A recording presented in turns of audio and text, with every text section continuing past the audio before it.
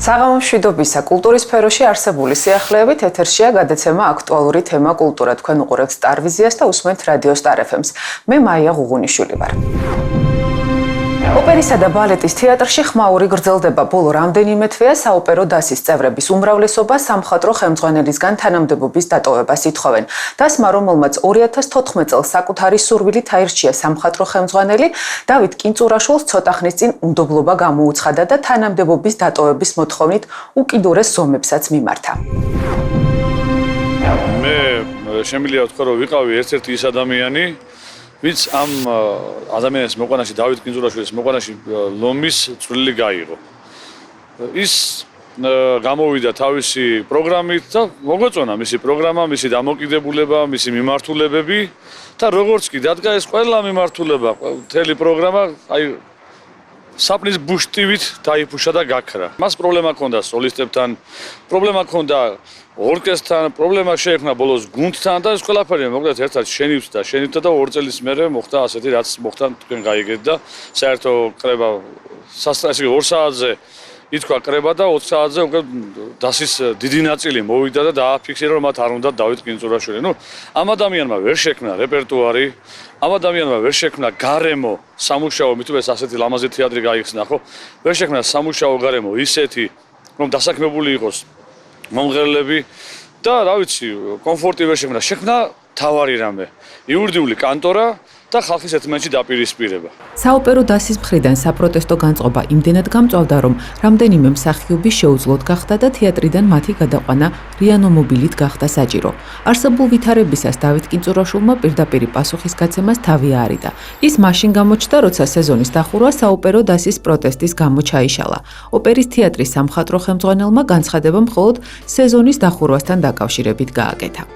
მოვუწოდებ მოდავე მხარეს, ჩვენს პატივსაცემ თანამშრომლებს გვერდით გადავდოთ ემოციები და ღირსეულად დავხუროთ თეატრალური სეზონი.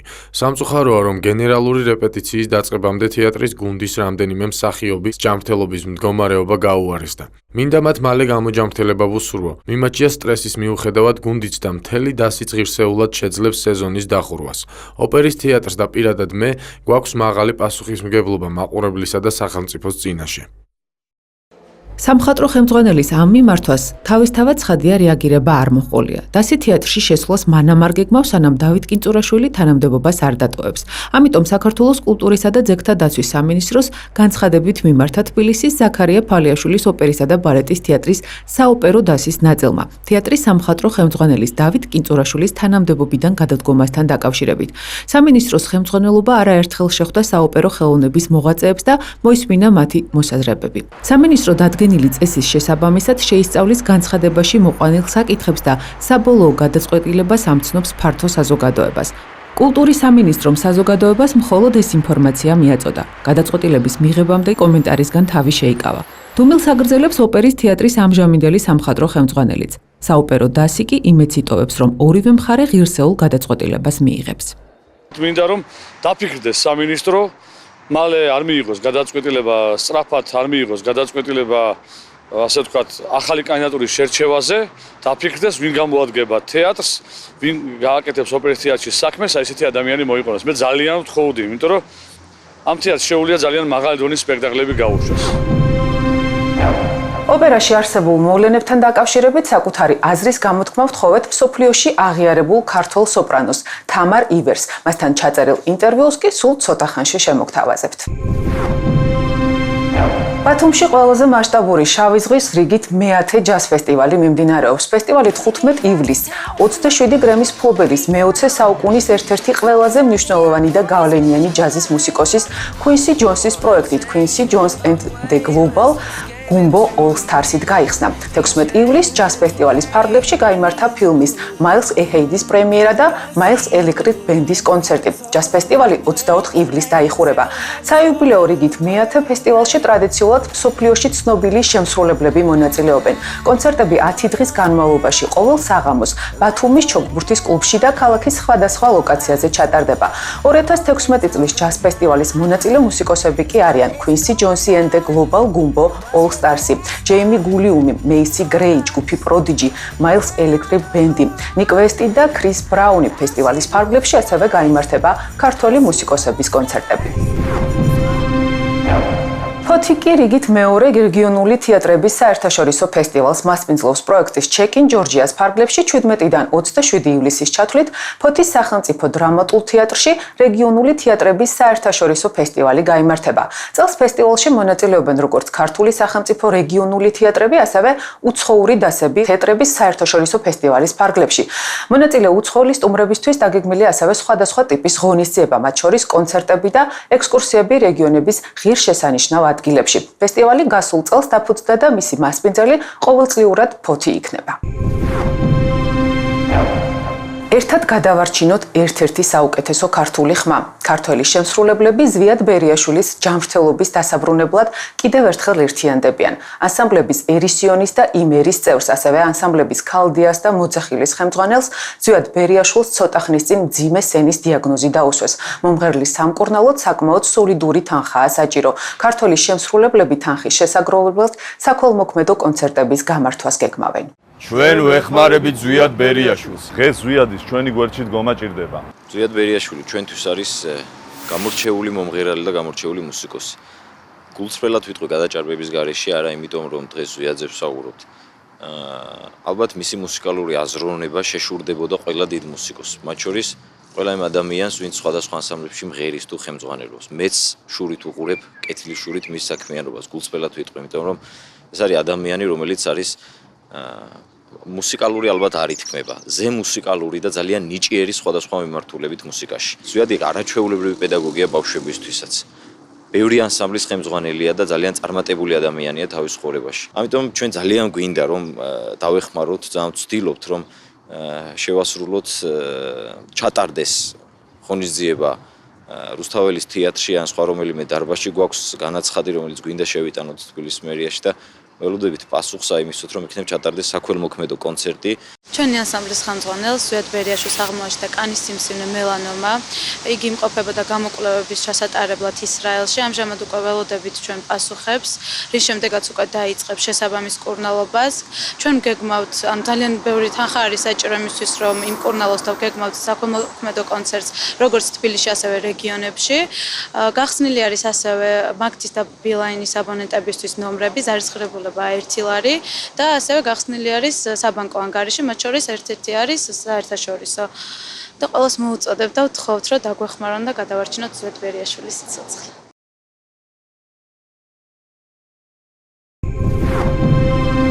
მექსიკაში გუანაჰატოს საერთაშორისო კინოფესტივალზე ორი ქართული ფილმი მიიღებს მონაწილეობას. სალომე მაჩაიძის, თამუნა ქარომიძისა და დავით მესხის ფილმი როცა დედამიწა მსუბუქია წარდგენილია კინოფესტივალის სრულმეტრაჟიანი დოკუმენტური ფილმების ოფიციალურ საკონკურსო პროგრამაში. ფილმი უკვე გახდა IDFA 2015-ის First Appearance-ის ავარდისა და თბილისის საერთაშორისო კინოფესტივალზე საუკეთესო ქართული დოკუმენტური ფილმის პრიზის მფლობელი და ამჟამად სხვადასხვა საერთაშორისო კინოფესტივალზე მოგზაურობას განაგრძობს. დია კულუმბეგაშვილის ფილმი ლეთაკი კინოფესტივალის მოკლემეტრაჟიანი ფილმების საკონკურსო პროგრამაში მიიღებს მონაწილეობას. ლეთა წელს კანის კინოფესტივალზე სექციაში Directors for Night იყო წარმოდგენილი, რომლის მსოფლიო პრემიერაც სწორედ ფრანგულ რივიერაზე წარმატებით გაიმართა. გუანაჰატოს საერთაშორისო კინოფესტივალი ლათინური ამერიკის ყველაზე მნიშვნელოვანი ფესტივალია, რომელიც 22-დან 31 ივლისის ჩათვლით მექსიკაში იმართება. ასეთია კულტურის სფეროში არსებული სიახლეები. თქვენ წინ გელით ინტერვიუ საოპერო ვარსკვლავ თამარ ივერთან. მე კი ზუსტად ერთი კვირით მომავალ 4 შაბათამდე გემშვიდობებით. დროებით. გავატონო თამარ, ძალიან დიდი მადლობა რომ მონაწილეობთ ჩვენს გადაცემაში. მოგესალმებით. ახლა ძალიან აქტიური პერიოდია საოპერო სამწუხაროდ აქტიური საქართველოში პრინციპში რაც გაიხსნა სეზონი. მე ჩვენი გადაცემა ძალიან ხშირად ეთმობა ხოლმე ოპერის მიმდინარე მოვლენებს, ღონისძიებებს, ჩვენ ხშირად ვაშუქებთ ამ პრემიერებს და რამდენჯერმე მომიწია იმის თქმა, რომ რაც გაიხსნა ეს თეატრი არ მოშორდა სკანდალები, ესე ვთქვათ. ახლა დგას ძალიან ისეთი რთული პერიოდი, დასის უმრავლესობამ მოითხოვა სამხატვრო ხელმძღვანელის გადადგომა. თქვენ მართალი არ ხართ ამ დასის წევრი, მაგრამ თქვენც ხართ ჩართული ამ პროცესში. თქვენი აზრი მაინტერესებს, აი რას გვეტყვით ამ მოვლენებთან დაკავშირებით? გითხრათ, იმიტომ აღნიშნე რომ სამწუხაროდ ესეთი მეთქი აქტუალურია ოპერა თქო, მაგრამ აი ცუდი კუთხით, არა დადებითი. და მართალი ხართ, აი გახსნის დღიდანვე რაღაც მოყვება ეს ნეგატივი. იცით რა არის, მით უმეტესო ხალხი არ არის ჩვეული ოპერის თეატრის ასეთი კუთხით ხედვა წლების განმავლობაში. ოპერა მხოლოდ რაღაც კარგი, დადებითი, პოზიტივის კერა, რაღაცა ისეთი ხელოვნების ტაძარი, ყველასთვის რაღაც ისეთი კეთილშობილი ადგილი და უცებ რაღაცა სულ ქარცეცხლში, სულ ბატალიებში, სულ რაღაც კრიტიკის და ნეგატივის რაღაც, ესე ვთქვათ, ის ხდება ადრესატი. და იცით, რა ვიცი ახლა, თავადაც ხვდებით, შეკითხვაც დამისვით და ეს იმის ბრალია, რომ თეატრში არ არის დონეზე, არ იდგა ხელმძღვანელობა, მისი სტრატეგია, ესე ვთქვათ, მათი ხედვები, გეგმები, ის რო ხვალდაზე რა გაუშვან, დღეს ფიქრობენ, ის რო არ არის გაწერილი, ვთქვათ, ნებისმიერი სიტყვა სამხატვრო ხელმძღვანელის უნდა იყოს ძალიან გათვლილი ყველანაირად, რომ რაღაცა ხალხის ინტერპრეტირება არ მოხდეს ხალხის მიერ. და იცით რა არის, სამწუხაროდ თავიდანვე რაღაც ისე დაიწყო, რომ ბატონი დავითი, ახლა ის ოდესაც გავიცანი თავიდან, მოგეხსენებათ, რომ ახლა ისეთი ხელოვანი ვარ, რომ მანამდეც ბატონ ჟორდანიასთან ახლა მოკლე პერიოდი რაც იყო, მქონდა 1-2 შეხება, მანამდე დავით საყვარელიძესთან მეგობრობდი, გავიზარდე ბატონ ჯანსუღ კახიძის პერიოდში, როდესაც მამა საოპერო თეატრის სოლისტი იყო, მანამდე მახსოვს თვით ზურა ბანჯაფარიძის ხელმძღვანელობა. ისე როგორ გითხრათ, 4 წლიდან ვარ საოპერო თეატრში გაზრდილი და ამ ხრივ რაღაცნაირად უფრო არ არის გასაკვირი ჩემი აქტივობა და იცით რა არის, არასდროს არ მიყვარს რაღაც ხმის ამაღლება, არც მიყვარდა რაღაცის თქმა, რომ აი ეს ხდება თეატრში. იმიტომ რომ ვთვლიდით, რომ ხა რაღაც პატარა დარღვევა, რაღაც პატარა შეიძლება ლაფსუსი, ან თქვათ რაღაც საკრიტიკო ყოველთვის აქვს ნებისმიერ თეატრს. და ვთქვათ, ელემენტარულად ეს ნორმალურიც არის, მაგრამ როდესაც რაღაცა უკვე ესე ვთქვათ, ხელმძღვანელი საჭეს ვერ ფლობს და ესე ვთქვათ, კარგად ახსენა ერთმა ჩემმა კოლეგა დირიჟორმა, როდესაც კაპიტანმა ცურვა არ იცის და გემისაით წაიყვანოს არ იცის, მაშინ უკვე ვთვლი, რომ ყველა ქართველმა მომღერალმა, ყველამ არ ვიცი, მაგრამ მე ესე ვთვლი, რომ მე ალბათ რადგან უფრო გავიზარდე და მტკივა ეს თეატრი და ბავშვობიდან აქ ვიყავი, რაღაცნაირად ვთვლი, რომ ხმა უნდა ავიმაღლო, თორე რა თქმა უნდა, ახლა არიან ზოგი ცნობილი მომღერლები, ქართველი მომღერლები, რომ რაღაცნაირად არც აღუნიშნავთ ეს თემა, ეს მათი გადასაწყვეტია. და მართლაც დასანანია, იმიტომ რომ ეს ადამიანი გავიცანი, როდესაც მოვიდა და შემომთავაზა ეთერის პარტია აბესალომდა ეთერში. სხვათა შორის სანამ გადააყენებდნენ ბატონ ჟორდანიას, მინდა ვთქვა, რომ ბატონმა ჟორდანიამაც შემომთავაზა ეთერის როლი, რომ აი რო აპირებდა, რომ თეატრი უნდა გახსნილიყო აბესალომდა ეთერით, ესე რომ რაღაც არ ვიცი, რაღაც ეთერის მუზა აღმოჩნდი ხელმძღვანელებისათვის.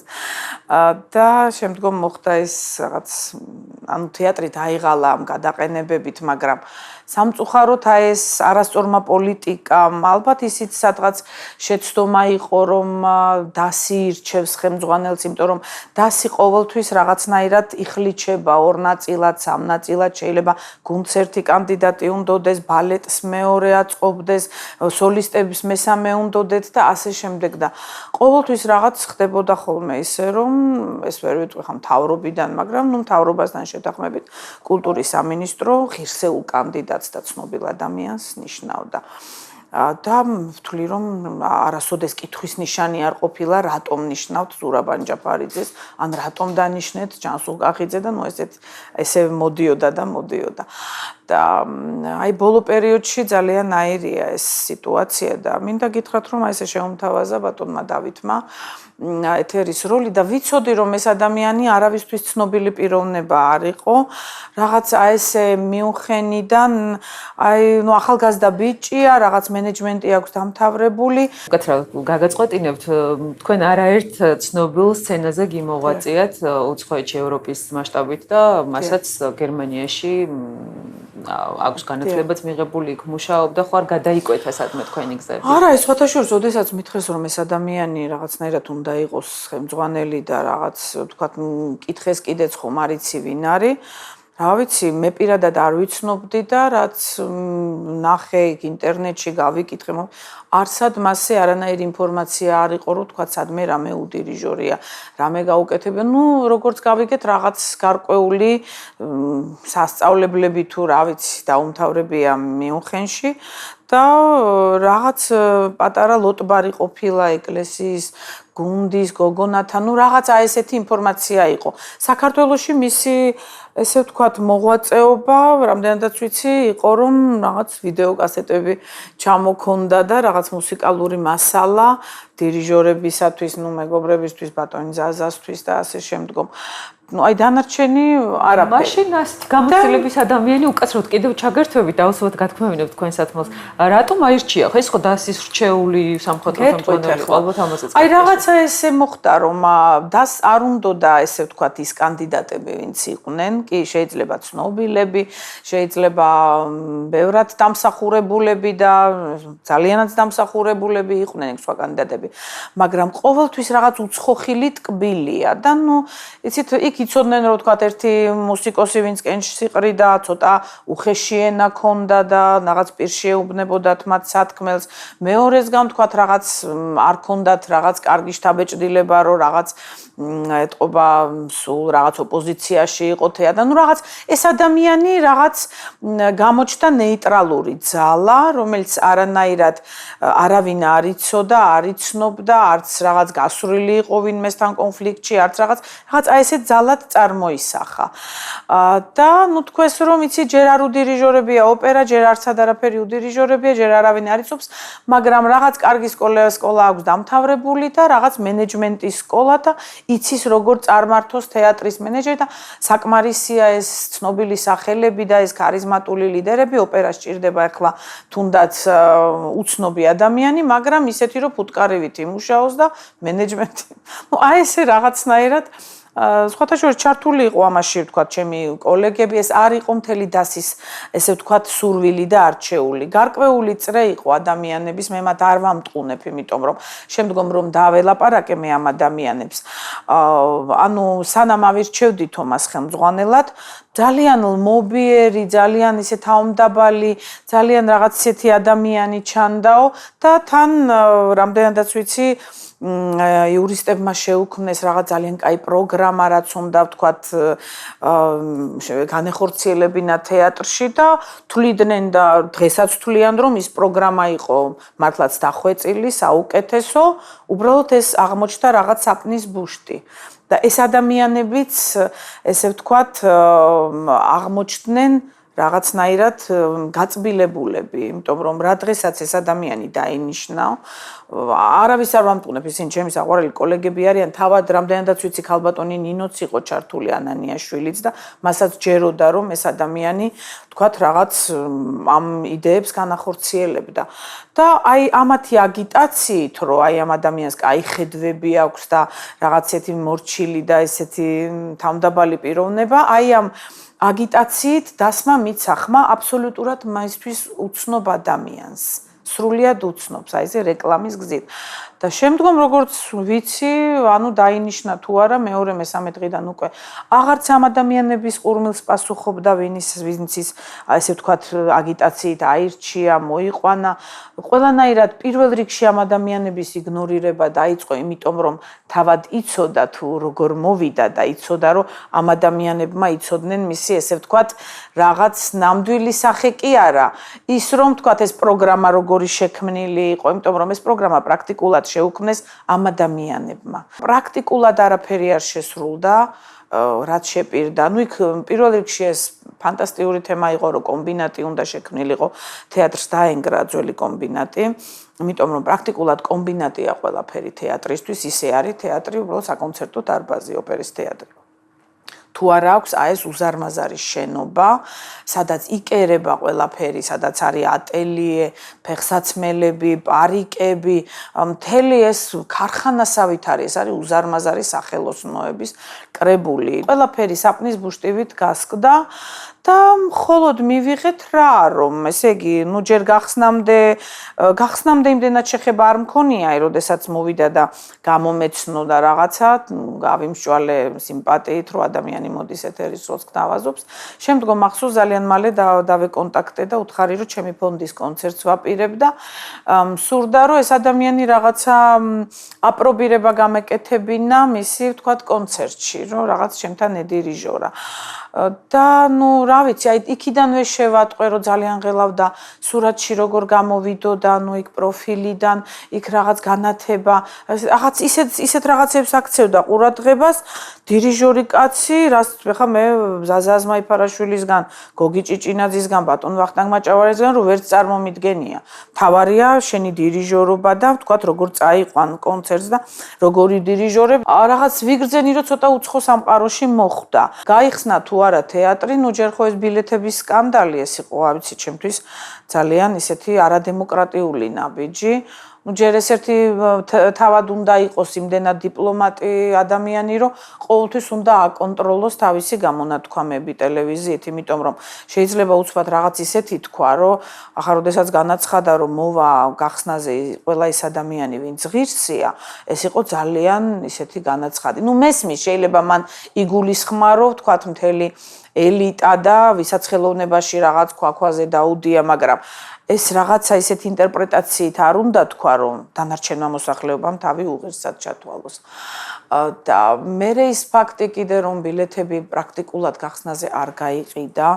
30 იანვარს მეომღეროდი აბესალომში ეთერის პარტიას და პრაქტიკულად ესე იგი ვერც ერთი ჩემი გულშემატკივარი ეს იყო ჩემი პირველი სპექტაკლი ამ თეატრში მამა ჩემის ოცნება იყო რომ რაღაცნაირად მემღერა მისი ოცნება არ იყო ლასკალა და მეტროპოლიტენი აი რომ ამ თეატრში რაღაც მემღერა და ეს იყო დღე როდესაც რაღაც თქვი კიდეც რომ მამას აუსრულე ოცნება გარდაცვლილია ეს დიდი ხნის მაგრამ მაინც აი ვერავინ ქალაქში ვერ დაუპატიჟე და ვერ მოვიდა ის ადამიანები ვისაც ჩემი ნახვა უნდა და ყველანი იყვნენ გადამისამართებული მესამე სპექტაკლზე ავტომატურად იმიტომ რომ მეორე სპექტაკლს სხვა შემადგენლობა მღეროდა მაგრამ იცით რა არის ახლა ადამიანი რომელიც 6 წელი ელოდება თეატრის გახსნას მას უნდა აი ის წითელი ხალიჩა ის თეატრის გახსნა ის ფეიერვერკები ნახოს აი ის გახსნის დღე ნახოს და შენ არა გაქვს უფლება რომ ადამიანი რომელიც 6 წელი ელოდა ამ დღეს უთხრა რომ იცი რა არის მაპატიეთ დღეს ჩვენ ცნობილ ადამიანებს პატიჟებთ და თქვენ მესამე სპექტაკლზე მობრძანდით მესამე სპექტაკლი უკვე მესამე სპექტაკლია ეს უკვე აღარ არის გახსნის დღე და აი ეს იყო ძალიან არადემოკრატიული ნაბიჯი რაზეც თქვათ რაღაც ისე ისაუბრა რომ ევროპაში ასე ხდება და მსოფლიოში ეს მიღებული თემა ეს არ არის მიღებული თემა, ეს არის არადემოკრატიული ნაბიჯი და მსოფლიოში რომელიმე თეატრში რომ ანალოგიური მომხდარიყო, იქ არა მხოლოდ სამხატვრო ხელმძღვანელის, არამედ მთელი დირექციის გადაყენების პასუხისგებლობა და იქ რა მიტინგები მოეწყობოდა და რა, იმიტომ რომ ხალხი იქ ინტერნეტში ყიდულობს ერთი წლით ადრე გახსნაზე ბილეთს. მე მახსოვს უთხარი რომ 300 ბილეთი მაინც თუნდაც ნუ იქნება ეს თქვათ პარტერი საუკეთესო ადგილები, მაგრამ რაღაცნაირად რომ დემოკრატიულობის სახე იყოს, რაღაც 300 ადგილი იარუსებზე მაინც უნდა გაიყიდოს. ну არა და მახსოვს მე მაესტროს ტელევიზიით მელოდებოდნენ რომ ამ თემაზე კომენტარი გამეკეთებინა ბატონი დავითიც მონაწილეობდა გადაცემაში, სადაც უნდა მესაუბრა რომ ეს ყველაფერი ნორმალური ფაქტია, რომ რაღაცა რომ ესე თეატრის პიარმა გამაფრთხილა რომ ძალიან გთხოვ არ დაარღვიო თეატრის ტრაგედიის სტრატეგია და მოხდება რაღაც სკანდალი შე რომ ახლა ეს თქვა რასაც მოთხარი ან უნდა მოვიდე და ვთქვა სიმართლე მე ვერ მოვიტყუები ხა კი შეიძლება დიპლომატიურად თქვა რაღაც ხისტად არ თქვა რაღაც მაგრამ მე ვერ მოვალ ვერ დავждები და ვერ ვიტყვი რომ კი ბატონი დავითი ყველაფერში მართალია არ შემიძლია მეთქი მე ჩემი აზრი უნდა დავაფიქსირო და მაშინ ჯობია რომ ან არ მომიწვიონ ან და ტელევიზიას კიდე ძალიან უნდოდა რომ მოვეწვიე და მოხდა ესეთი ამბავი რომ ნუ ჩამივარდა ფეხებში პიარის სამსახური რომ ან არ მოხვიდე, ან თუ მოხვალ თქვი, რომ ეს ნორმალური მოვლენაა, თორე ატყდება სკანდალი და ბოლოს გადავწყვიტე, რომ არ მისულიყავ, იმიტომ რომ პრაქტიკულად რაღაც მოხდებოდა 2 დღე იყო დარჩენილი პრემიერამდე და ჩავთვალე, რომ მაშინ არ მივალ და ნუ რაღაც თქვი, რომ ავათავარ და ნუ ხა არ მიყვარს მოგონება. და შემდგომ ესე იგი წარიმართა ხა აბესალომად, მაგრამ რასაც ხედავთ, თვეები გადის და არაფერი არ ხდება ოპერის მხრივ. ჩამოდიან უცხოელები, მეც ბევრი კონტაქტები მაქვს, მყავს უცხოელი სტუმრები, ჩამოდიან ადამიანები. ზოგი ჩამოდის 2 დღით, 3 დღით, 4 დღით და თეატრი არის მუდამ ჩამქრალი. ახლა ამ ადამიანმა აი რა უნდა ნახოს, თქვა 3 დღე არის თბილისში, 4 დღე და თეატრი 4 დღე არის ჩამქრალი. ბალეტს მე 40 ვიცოდი და შემისწორეს რომ 40 კი არა 65 პრემიერა ქონდაო, ახლა ამ პერიოდში მთელი ამ თვეებში არა, მაგრამ ესე ვთქვათ, ამ ბოლო წლებში. და თეატრს პრაქტიკულად 3 სპექტაკლი, ოპერას უფრო სწორად, აქედან 1 აბესალომი და 2 აღდგენილი, ატილა და ჯამბაზები. ესე იგი, წარმოიდგინეთ, რა თანაფარდობით მუშაობს ბალეტი და ოპერა. ესე იგი, ბალეტს ასეთი პროდუქციულობა აქვს და ოპერაში კიდე პრაქტიკულად არ ხდება არაფერი და თვეები გადის და ვიგებთ რომ რაღაცა ისეთი ერთჯერადი რაღაც ღონისძიებები, გასართობი, მუსკომედიური, დრამატული, რაღაც შერეული, ოპერეტული, რაღაც გალა კონცერტები, რაღაც ისეთი რაღაცები, რაც დას არ აზრდის. მერე იყო ლაპარაკი რაღაც ყბადაღებული ეს ოლიგარქის ქალიშვილის ქორწილი, როდესაც რაღაც შეკვეთილი იქნა, ჩაკეტილ, ესე ვთქვათ, რეჟიმში და მიცემული იქნა ოლიგარქის ქორწილისთვის, ესე ვთქვათ, ბალეტი, სპექტაკლი, გორდა და ესე იგი მთელი დასი სავსე იყო, დასი კი არა, პარტერი მეკორწილეებით და ნეფე დედოფალი ლოჟაში იჯდა. აი ესეთი რაღაცა ევროპის კი არა, მსოფლიოს არც ერთ თეატრში არ ხდება, კი ახლა შემეკამათებიან ზოგიერთები მენეჯმენტი და რაღაც. კი, შეიძლება ეს მენეჯმენტი არსად არჩას, მოდით ვაღიაროთ, რომ ჯერ კიდე საკითხავია, ახლა შევიდა თუ არა თანხა ამ სპექტაკლიდან, თქვათ, ბიუჯეტში, მაგრამ კიდეც რო შევიდეს, ის მომენტია, რომ ახლა იმითია ლასკალა და ვენიშტაც ოპერა და თქვათ ბასტილიის თეატრი, ესენი არის რაღაც ხელოვნების ტაძრები, სადაც უაღრესად მაღალი დონის ხელოვნება თუ არ გაჟღერდა ან რაღაც ეგეთი, ისე ამ თეატრში ნებისმიერი ვერ შევადა და უკვე როდესაც თეატრი ოღონდ ფული აიღოს და გააკეთოს და ქორწილებზე აქირავებს თეატრს და ხვალ შეგიძლიათ თქვენანმე დაბადების დღე გადავიხადოთ და ვიღაცა მაპატიე ქელეხი და რაღაც ოღონდ ფული გადავიხადო. იქ უკვე 2-3 წლის მერე თბილისის ოპერის თეატრი, ესე ვთქვათ, დიღმის ერთ-ერთ რესტორანს დაემსგავსება, ხო? და აქ პრესტიჟის ამბავია, თორე მესმის რომ რაღაც თეატრს აქვს 400.000 ვალი, ბატონი დავითი უარყოფს რომ აი მიგონებენო ზოგჯერ არ ვიგონებთ ეს მოიძიეთ ბატონო დავით და ყველამ კარგად იცის რომ დირექციაში ეს საკითხი აქტუალურად დგას, ინკასოდ დევს 400.000 ვალი და რა თქმა უნდა მას ჭირდება, ესე ვთქვათ, შემოსავალი, მაგრამ არა ამ ფორმით, რომ ვთქვათ იურისტებმა რაღაც ბანკეტი გააკეთეს, რაღაც შეკრება და მწვადების და ხინკლების სუნი იყო, წითელი დარბაზი როა ზემოთ. ამითი იქ დგას ჯორჯ ბალანჩინის და ფალიაშვილის ბიუსტები და ძეგლები და ეს იყო მათი, ესე ვთქვათ, რბილად ვიტყვი შეურაცხყოფა.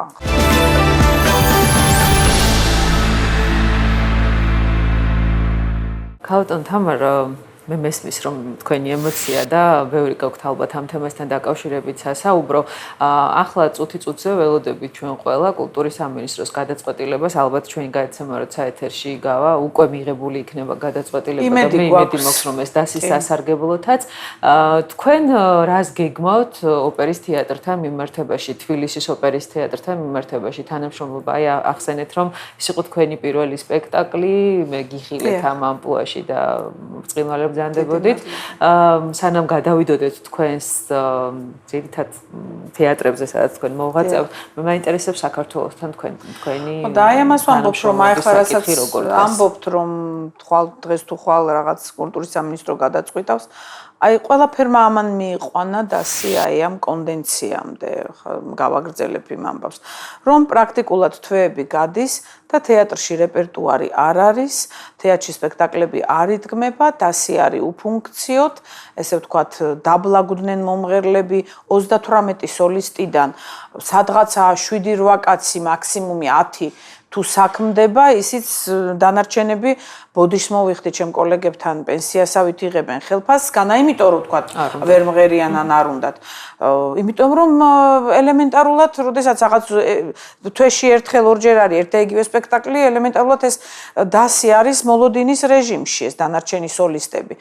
და ურეპერტუარობის გამო აი ესე მომღერლები არიან უფუნქციოდ პრაქტიკულად და მე ადამიანს უჩდება არარეალიზებულობის განცდა რომ მე კი ვიღებ ხელფასს მაგრამ მე ვეღარ მღერი ვარ უკვე ისე როგორც გუშინ და გუშინ წინ მღეროდი და მე ვარ ესე ვთქვათ ტრენაჟის გარეშე და მე უჩდება შინაგანი პროტესტი ნუ ახლა შეიძლება არიან იქ რამდენიმე მომღერალი რომ ოღონდ ხელფასი აიღონ და მეიტანონ სახლში და მათ არ ადარდებთ სიმღერის მომენტი თუ გინდათ წელიწადში ერთხელ იმღერონ ან ეგეც არა ეგეთი კატეგორიაც არის სამწუხაროდ რამდენიმე მაგრამ იცით ის მომენტია რომ აი თვეების განმავლობაში მთელი თეატრი ემსახურება ამ ერთი ადამიანის ბატონი დავითის კაპრიზებს მის პიარს რომ ესე იგი ამ ღონისძიებებზე ერთჯერად ღონისძიებებზე რომ ის უნდა გამოჩნდეს ის უნდა იყოს საღამოს გმირი მან უნდა იდირიჟოროს მან უნდა გადასცეს ჯილდო მან უნდა გამოიჩინოს თავი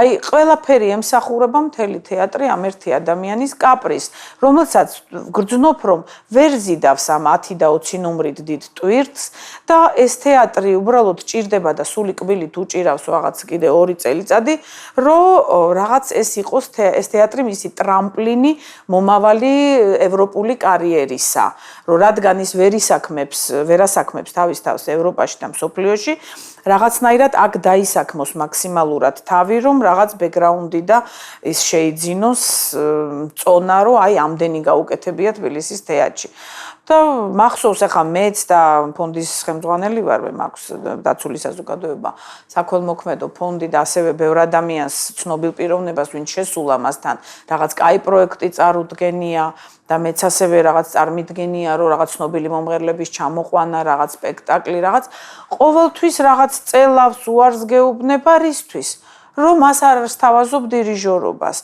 ну რაღაც ეტყვის იმ ადამიანებს იცით 2 წელი გათვლილი მაქვს ყოველი დღე და აი ვერც ერთ დღეს ვერ ჩაგსვავთ თქვენს კონცერტს აი ესე იგი 3 წელიწადი უკვე ყველაფერი დაგეგმილია ამ დროს ტყუილი შემდეგ თვეში რა გააკეთოს წინა თვეში ფიქრობს და ეს ყველაფერი იმიტომ რომ მას არ თავაზობ დირიჟორობას და აი რაღაცა ესეთი შეიქმნა ამ ადამიანმა რაღაც თეატრის სახით, რაღაც PR ცენტრი და თეატრი გადააქცია ფილარმონიის ფილიალად. უკვე პრაქტიკულად ფილარმონია დაკეტილია და ყველაფერი.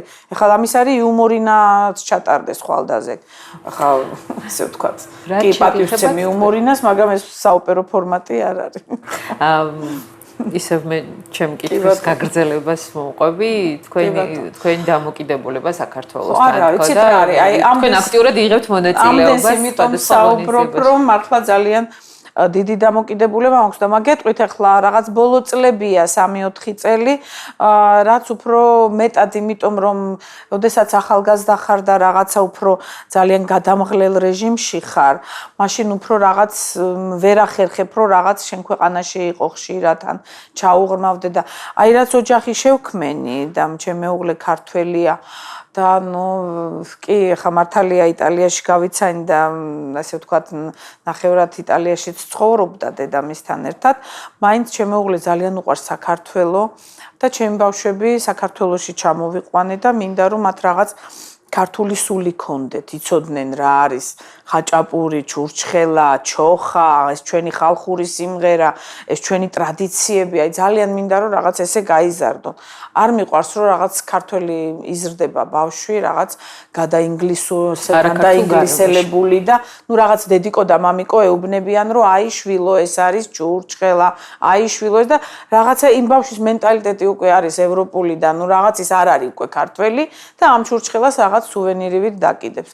ნუ ესე არ მინდა რომ რაღაც გავზარდო ბავშვი და მინდა რომ რაღაცნაირად ის სულით და ხორცით ქართველი იყოს, იმიტომ რომ მართლა რაღაც ჩვენში არის ის რაღაც ეს ნაპერწკალი, თუნდაც სტუმართმოყვარეობის, თუნდაც რაღაც ადამიანობის, რაც შეიძლება თქვათ შეიძლება სხვა ერთს რაღაც სხვა პლუსები ქონდეს ჩვენთან შედარებით, მაგრამ მე მინდა რომ აი ეს პლუსები რაც ჩვენ გვაქვს, რაღაცნაირად ჩემმა შვილებმა აითვისონ და აი თუნდაც გენაცვალე ეს მსოფლიოს არც ერთ ერში არ არის ეს ფრაზა, ეს გვაქვს მარტო ჩვენ. თუნდაც აი თუ ძმა ხარ, აი ეს მსოფლიოს არა აქვს ანალოგია, თუ ჩემი ხათრი გაქვს, აი უცხოელს ვერ ეტყვი თუ ჩემი ხათრი, აი ეს ფრაზები და აი ეს რაღაც მინდა რომ რაღაც იცოდეს ამის არსი ჩემმა შვილებმა და ამ ხრივ საქართველოში რაღაცნაირად უფრო მეტ დროს ვატარებ და რა თქმა უნდა ახლა თეატრიც რო გაიხსნა, кайხანი 6 წელი იყო დაკეტილი თეატრი და რაღაცა ეხლა ელემენტარულად მით უმეტეს როდესაც ფონდი გავხსენი, ალბათ გახსოვთ რომ რაღაც 2013-14 წლის მოვლენებიც იყო ჩემ ცხოვრებაში და შემდგომ გავხსენი დავაარსე საქველმოქმედო ფონდი დაცული საზოგადოება, რომელიც რაღაც ერთ თემაზე არ არის კონცენტრირებული. მე ასე მინდოდა ელემენტარულად ის რომ სახელმწიფოს და ხალხს მხოლოდ ერთი რაღაც არ ტკივა. კი მესმის რომ ახლა ვთქვათ იქ არის ლეიკემია, იქ არის სიმსივნე, მაგრამ შეიძლება რაღაცა ეტაპზე მე დავეხმარო ვთქვათ სულ სხვა ადამიანს, რომელიც ვთქვათ რაღაც ოჯახში ძალადობის მსხვერპლია, ან სულ სხვა ადამიანს ვთქვათ, რომელსაც რაღაც ეტლი დაჭირდა, ან სულ სხვა განხრით, რომელსაც ვთქვათ რაღაც სხვა, ну ასე ვთქვათ რა, სხვა პრობლემები აქვს, ან სწავლის, ან რაღაც. ასე რომ რაღაცნაირად ვცდილობ რომ ჩემ ფონდმა რაღაც საჭირო როტო საკითხებზე გაამახვილოს სხვადასხვაზე. რაც საზოგადოებას ესე ვთქვათ ჭირდება და ну რაღაცნაირად ახლა გლობალურ პრობლემებს ახლა ვერ გადავჭრით, იმიტომ რომ ჯერ მაგის დროც არ მაქვს, იმიტომ რომ ახლა 2 შვილი მყავს, პატარები გასაზრდელი და პლუს ჩემი პროფესია და რასაც გავწუდები. საკმაოდ პატრიოტული პათოსი გაქვს. თუ ფიქრობთ აქეთ გადმოსვლაზე, თქვენ ძალიან წარმატებული შემსრულებელი ბრძანდებით, რომელსაც ყველა თითქმის ყველა დიდ სცენაზე ნამღერი აქვს და გამოსულია. ვიდრე ისევ საქართველოს დაუბრუნდებოდეთ, მე მაინტერესებს თქვენი ახლანდელი საქმიანობის შესახებ, თქვენ ვენაში მოღვაწეობთ უკვე დიდი ხანია, ფეჭმერით. რა ხდება ახლა თქვენ შემოქმედებაში? კი, ჯერჯერობით ახლა ვემზადებით ბათუმში, ვაპირებ რომ გავაკეთო დიდი კონცერტი ფონდის, ჩემი ფონდის სახელით და ძალიან დიდი სურვილი მაქვს დავეხმარო ამ შემთხვევაში პირადადაც ვიყავი ასული, სხვათა შორის ბერი ანდრიას ფონდს და აი არ ვიცი, რაღაცა ისეთი ემოციებით წამოვედი მახსოვს იქიდან რომ ისეთი სახით მითხრა ქალბატონმა ბერი ანდრიას დედამ რომ მაშინ ეხლა არ ვიცი რამდენია ღმერთმა უკნას რომ ემატა, მაგრამ 45 ბავშვი დავკრძალეო. აი რაღაცამ დამარტყა და გამიარა რომ ესე იგი ეს ქალი რაღაც ჭირის უფალია ამ ბავშვების და ნუ რაღაც ცუდად ცოტა იმოქმედა. და როგორ მეთქი თქვენ ხელში, ნუ რა ვქნაო მე ამას უკვე შევეჩვიეო, ეს ჩემი ცხოვრება გახდაო და რაღაც ისე მიყვებოდა ეს ქალი, რომ აი ახლა ვიბრძვითო, ვთქვათ რაღაც ბავშვისკენ გაიშვირა ხელი, ამასაც რამდენიმე თვე დარჩენიაო და ესე იგი რომ წამოვედი იქიდან გრძნობდი რომ ვეღარ სუნთქავდი, რომ ესე იგი ყოველ დღიურად თუ თვიურად ბავშვები გეცლება ხელიდან. ეს იყო რაღაც აი არ ვიცი, ნუ მე ვთხარი რომ ყველანაირად ვეცდები მეთქი, ახლა სხვა თემებიც გვაქვს ფონდში და რაღაც, რომ შიგადაშიგ მეთქი რაღაცნაირად შევძლო რომ გვერდში დაგიდგეთ, იმიტომ რომ მართლა იცით ადამიანი რომ მიდის სიმსივნით, ეს არის უზარმაზარი ტრაგედია და მით უმეტეს ბავშვი ეს ისეთი თემაა, რომ არ ვიცი, ალბათ ამ თემას ვერაფერი ვერ გადაფარავს, ნუ ეს ჩემი აზრია. ეს არის რაღაც უვერაგესი დაავადება, რა ვიცი, ხა ამბობენ, რომ არის მისი აი Facebook-ზე ვრცელდება მისი წამალი მიკვლეულია, იქ წერია რაღაც მცენარე, იქ სოდა, მკურნალობა სოდით, იმიტომ არ ვიცი, თუ მართლა მიკვლეულია და მედიცინა ამას მალავს და მართლა მილიარდებს აკეთებს ამ ქიმიოთერაპიაზე, ну, მაშინ არ ვიცი ეს. რაც შეეხება ღონისძიებას ბათუმში. დიახ, და აი სწორედ ვაპირებ, რომ ამასაც ცოტა გრძელი საუბარი მიყვარს. ხო და შორიდან ესე ვთქვათ მოხვევა საუბარში და ზოგჯერ ცელი საუბარი გამომდის, მაგრამ აი ბათუმში ვაპირებ ჩამოვიდეს მსოფლიო საოპერო სცენის ვარსკვლავები, ცნობილი დრამატული ტენორია მსოფლიოში, ვლადიმერ გალუზინი, რომელიც ერთ-ერთი მაღალანაზღაურებადი ოტელო არის და ჰერმანი პიკის ქალში. აი არის ახლა ეს ადამიანი ბევრ როლებს არ მღერის რაღაც 10-მდე როლს, მაგრამ ამ როლებში ყოველთვის ქონდა მთელი ცხოვრება მსოფლიოში ყველაზე მაღალი ჰონორარი. და ეხლა საიუბილეო წელია მისი უკვე 60 წლის გახდა ეს ადამიანი, თუმცა შესანიშნავ ფორმაშია და სურს რომ ეს მისი 60 წლის იუბილე რაღაც რამდენიმე ქვეყანაში გააკეთოს, გადაიხადოს და მათ შორის საქართველოს ძალიან დიდ ადგილს უთმობს.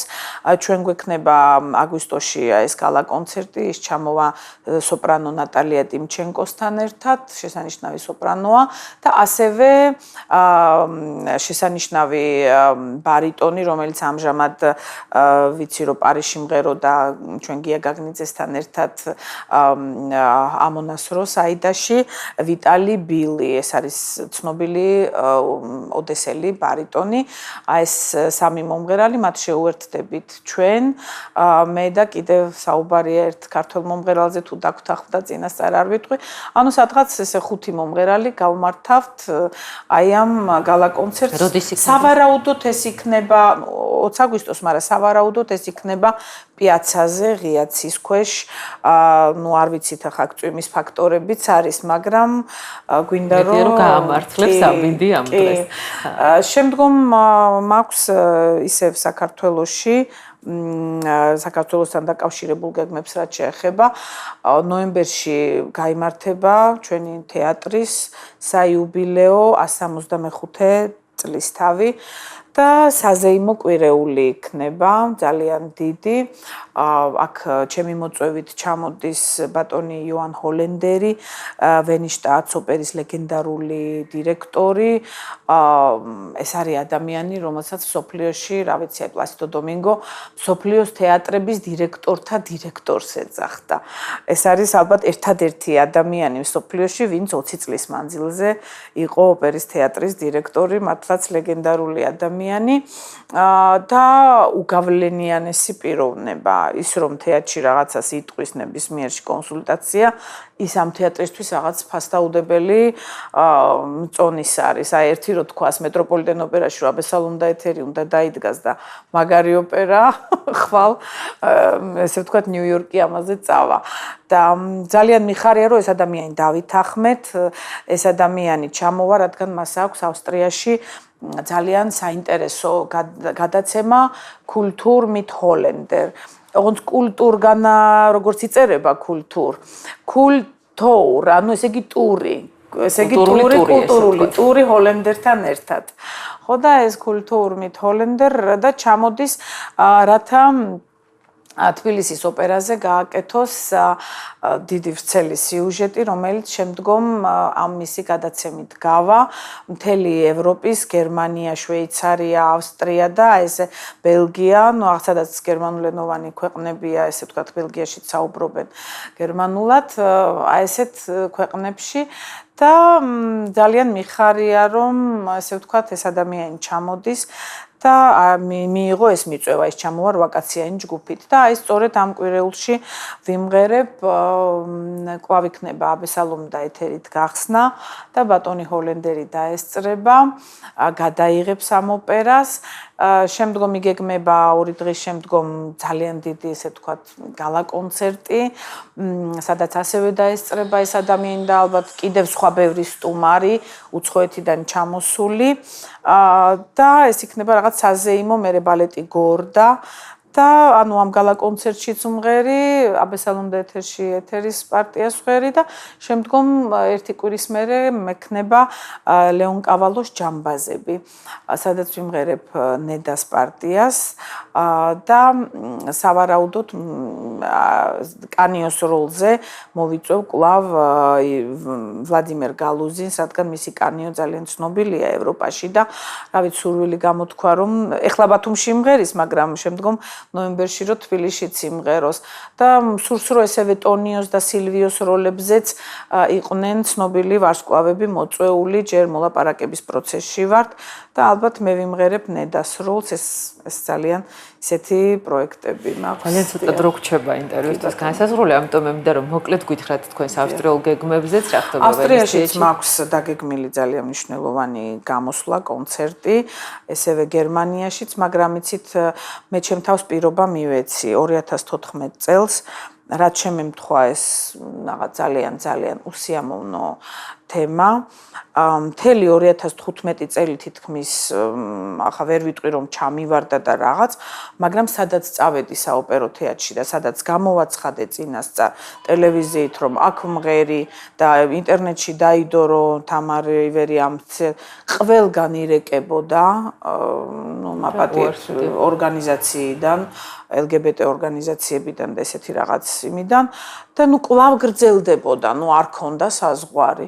რომ ესე გეტყობა რაღაც ბოლოს რაღაც ესეთი საკმაოდ მეგობრულად ვარ უკვე ამ ადამიანებთან და ძალიან კაი ურთიერთობაში ვარ, მაგრამ სოფლიოში ეტყობა რა ვიცი ვიღაცებს მაინც გასართობად მაინც ირეკებოდა და გასართობად მაინც ვიღაცები ეტყობა ერთობოდნენ ამ საქმეზე და ირეკებოდა თეატრებში და ნუ რაღაცა ეცით ამ ადამიანს ეს შემთხვა ამ ამ წელს და ესე და ნუ რაღაც მაინც იცით რა არის სულ იყო პრობლემები და ამის გამო მაპატიეთ მე ალბათ კიდევ კარგა ხანი ჩემ ცხოვრებაში ალბათ უნდა გავიდეს 1 3 4 5 წელიც და მეტი თუ არა მე აღარ ვილაპარაკებ უკვე სადმღერი ვარ მაგრამ მაქვს ძალიან კაი გეგმები მე მინდა რომ ამ შემთხვევაში ჩვენს მაყურებელს ვუთხრა რომ ეს ეხება თქვენს ერთ-ერთ პოსტს რომელიც სოციალურ ქსელში რომელიც LGBT საზოგადოებამ ჰომოფობიურ განცხადებად კი მიიღო და მე მახსოვს რომ თქვენ ამის გამობოდიშიც მოიხადეთ მაგრამ ეს პერიოდიც კარგად მახსოვს რომ ეს პრობლემა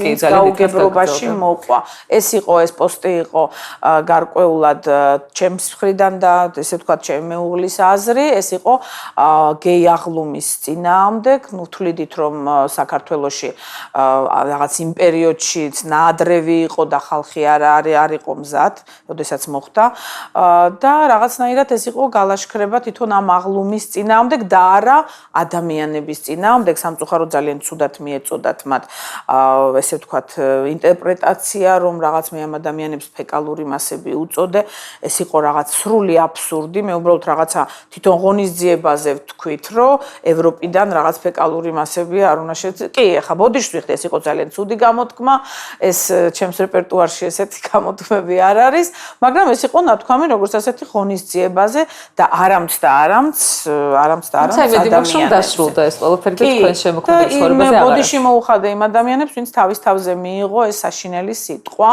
რადგან ისინი ხალხში ბევრი ჩემი მეგობრები არიან და ახლობლები და ნუ ესე ვთქვათ ესე საჭირო იყო და ბოლოს მე უნდა დაგისვათ კითხვა როგორც დაანონსა 17 ივლისის ნაცვლად 23 ივლისს უნდა დაიხუროს სეზონი თბილისის ოპერისა და ბალეტის თეატრში ისევ და ისევ აბესალ და ეთერიც და იქნებით თუ არა კვლავ თქვენ დახურვაზე როგორც გაიხსნა თქვენი ეთერის პარტია. კი, ახლა გაიხსნა ჩემით, მე ბედნიერი ვარ რომ ამ ხრივ ისტორიაში შევედი, როგორც თეატრის გახსნის დროს ესეთი დიდი პატივი მერგო. კი, რა თქმა უნდა და ეს ძალიან დიდი პატივია ნებისმიერი მომღერლისთვის, ესე იგი შერჩეული იყო ქვეყანაში ყველაზე საუკეთესო შემადგენლობა, შესანიშნავი კოლეგები მყავდა, ბატონი თეიმურაზ გოგუშვილი, რომელიც გენიალურ ფორმაშია და ბატონი ლადო ათანელი. ამჯერად რამდენადაც ვიცი, ეს თეატრის სპექტაკლია. ხათუნა ჭოხონელიძე იმღერებს, ბატონი თეიმურაზ გოგუშვილი და 엘დარ გეწაძე, ლიანა კალმახელიძე, ანუ უფროსი თაობის სპექტაკლია. ძირითადი დასის წევრები. ძირითადი დასის და უფროსი თაობის წარმომადგენლებიც, ახლა ხათუნაა მარტო იქ, ესე ვთქვათ, ჩემი თაობის წარმომადგენელი და ძალიან დიდი სურვილი მაქვს რომ ჩატარდეს ეს სპექტაკლი, იმიტომ რომ ცოტა არ იყოს რაღაც თუ არ გაიწელება ეს ამბავი და იმედი მაქვს რომ ბატონი დავითი მიიღებს ამ ვაჟკაცურ გადაწყვეტილებას და თავად თუ არ მოაწერს ხელს, იმიტომ რომ ნამდვილად გულით ვურჩევდი მას ეს გააკეთოს, იმიტომ რომ თეატრის ზიდვა ხრებით ეს არ არის ძალიან ადვილი საქმე, ეს არ არის ერთი სპექტაკლის კონცერტის დირიჟორობა, ეს არ არის ინტერვიუები, ეს არ არის მხოლოდ რამპების შუქზე თავის მოწონება, ოპერის თეატრის ზიდვა, მისი რეპერტუარი ეს არის ძალიან სიზიფეს ლოდი, რო იტყვიან, რთული თემა და ვთვლი რომ უნდა მიიღოს თავადაც ეს გადაწყვეტილება და კულტურის სამინისტრომაც 23-მდე, თორემ რაღაც არის საშიშროება, რომ შეიძლება არც ჩატარდეს.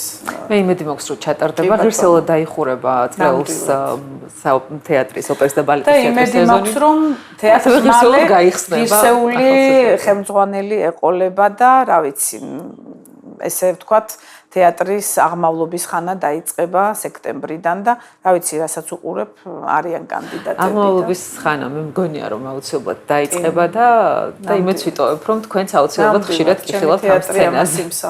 გისურვებთ წარმატებებს, ძალიან დიდი მადლობა საინტერესო საუბრისთვის. გაიხარეთ. მადლობა.